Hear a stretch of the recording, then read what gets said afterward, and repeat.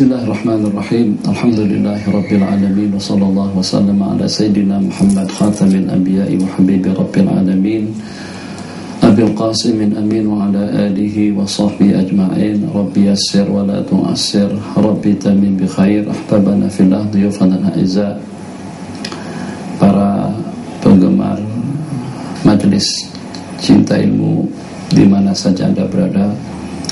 Pada sore hari yang berbahagia ini kita akan membicarakan satu topik yang cukup penting, yaitu tentang peranan daripada para ulama dan para ad-du'at ilallahi jalla wa'ala. Allah berfirman, La yastawi ashabun nari wa ashabul jannah, ashabul jannati humul faizun.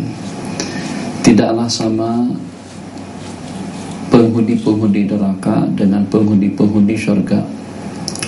Penghuni-penghuni syurga lah yang mendapatkan kejayaan yang sebenarnya. Wa yaqulul habibul mustafa sallallahu alaihi wasallam, Nabi kita bersabda dalam sebuah hadis, al ulama warasatul anbiya, ulama itulah pewaris para nabi-nabi dan rasul.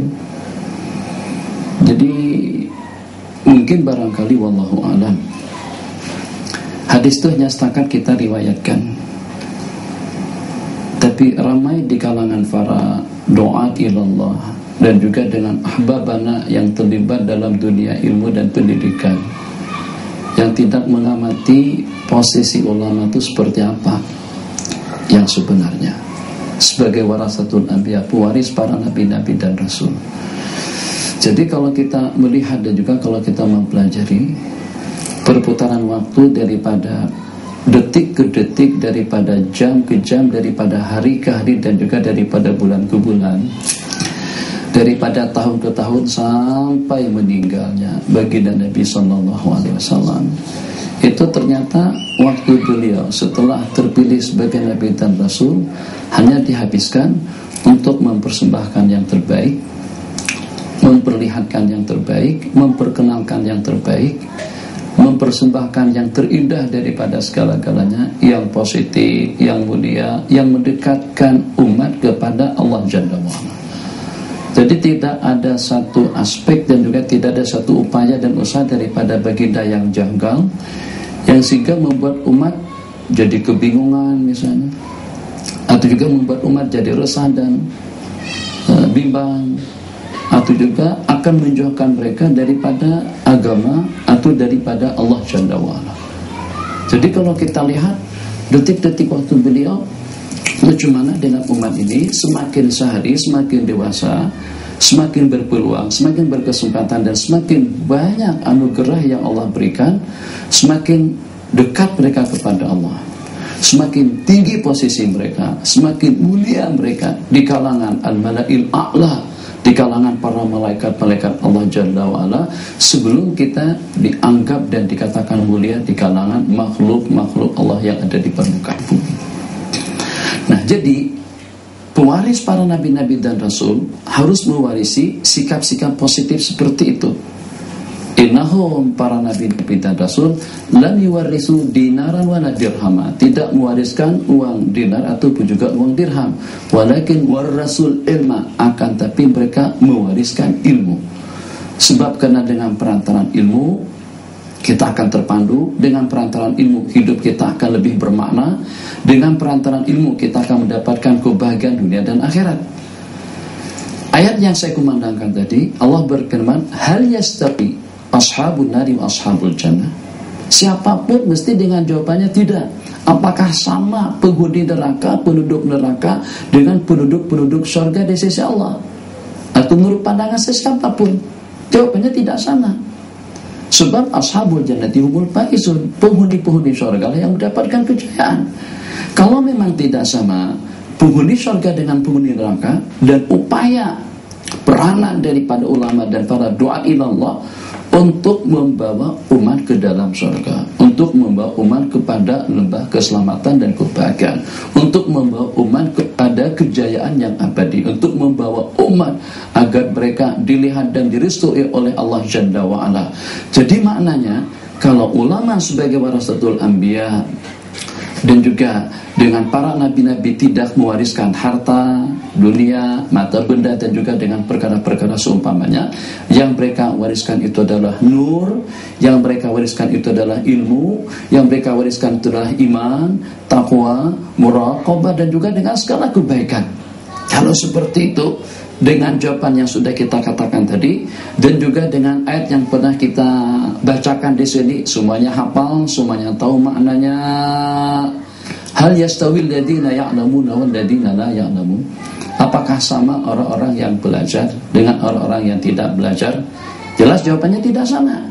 Kalau tidak sama, maknanya tidak boleh ulama pakaiannya sama dengan pakaian orang yang tidak belajar.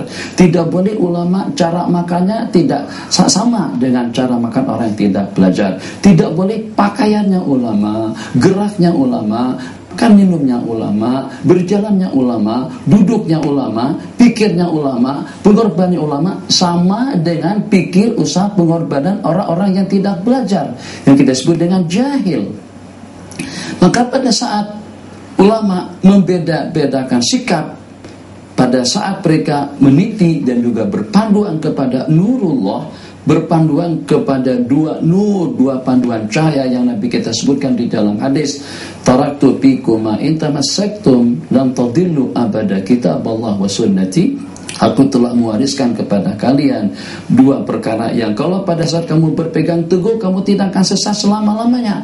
Tentu taraktu fikum, fikum di situ bil muqaddam, posisi atau orang yang paling di depan, orang yang awal dimaksud dalam perkataan fikum telah kuwariskan kepada kalian, itu adalah para alim ulama dan juga para doa ilallahi jalla wa'ala. Nah, kita nak tahu kalau macam tu, kalaulah dengan kita sebagai umat, kita sudah terputus hubungan dengan baginda Nabi, kita tak tahu macam mana Nabi kita makan, kita tak tahu macam mana Nabi kita minum, kita tak tahu macam mana Nabi kita berdandan, berpakaian, beliau dengan keluarga, beliau dengan umat, beliau dengan masyarakat, beliau dengan lingkungan, beliau dengan keluarga, dan juga beliau dengan segala keperluan hidup. Itu karena terputus jarak antara kita dengan beliau lebih daripada sekian ratus tahun, 1500 tahun kurang lebih. Jadi dengan kita, siapa yang akan menghubungkan kita kepada baginda? Itu adalah peranan daripada para doa, peranan daripada ulama yang menjadi pewaris pada para nabi-nabi dan rasul. Maka kita berharap ulama itulah yang akan mendekatkan kita kepada baginda Nabi, yang akan memperkenalkan kita kepada sunnah-sunnah Nabi, yang memperkenalkan kita kepada perkara-perkara seumpama Nabi kita berpakaian, Nabi kita tidur, Nabi kita makan, Nabi kita minum, Nabi kita bergaul, Nabi kita berjalan, Nabi kita duduk, Nabi kita mandi. Semuanya tidak ada yang terkecuali. Nah, kalau ashabuna dengan ashabul jannah tidak sama, berarti peranan ulama yang akan membawa manusia kepada surga pun juga harus tidak boleh sama. Pakaiannya tidak boleh sama, harus pakaian yang menggambar bagaimana pakaian yang dipakai oleh orang yang pertama yang akan mengetuk pintu surga. Ana awwalu man tanshaqqu alaihil ardu. Baginda bersabda, aku adalah orang yang pertama yang akan keluar, yang akan dibagi oleh Allah Jalla wa'ala, dan aku adalah orang yang pertama yang akan masuk ke dalam surganya Allah. Jadi kita nak tahu macam mana kriteria, muasafat, kehidupan, akhlak, syama'il insan yang paling mulia di sisi Allah, dan bagaimana kita boleh terhubungnya kita dengan perantaraan ulama dan doa ilallahi jalla wa'ala. Jadi kita berharap dengan ulama-ulama kita, secara khusus juga dengan kita sebagai thalabatul ilm, penuntut ilmu pengetahuan dan pembela kebenaran, harus kehidupan kita berbeda dengan kehidupan orang yang tidak pernah mengaji, berbeda dengan kehidupan orang yang tidak pernah belajar. Kalau dengan mereka minumnya dengan tangan kiri tanpa basmalah, ulama wajib hidupnya dengan mengangkat gelas dengan menggunakan tangan kanan dan juga dengan iringan bismillahirrahmanirrahim. Minum seperti itu, kemudian diletakkan pada waktu makan juga semacam itu. Nah, pada saat ulama tidak melibatkan diri dan tidak mengenal pasti atau tidak mau tahu tentang peranannya sebagai seorang alim, yang sehingga la ilaha illallah, kita nampak benda-benda janggal di masyarakat. Rokok misalnya, ini bukan rokok seperti itu, karena tuh guru yang merokok akhirnya diwarisi oleh umat. Banyak benda-benda janggal berlaku di masyarakat. Asbab musababnya kadang dengan para da'i dan juga para ulama tidak memainkan peranan mereka sebagai seorang alim, sebagai seorang insan yang mengetahui tentang hukum hakam, sunnah-sunnah Rasulullah sallallahu alaihi wasallam. Kita berehat sejenak. InsyaAllah jangan kemana-mana, kita akan kembali pada topik perbicaraan yang kita bicarakan. Hadza wabillahi taufiq.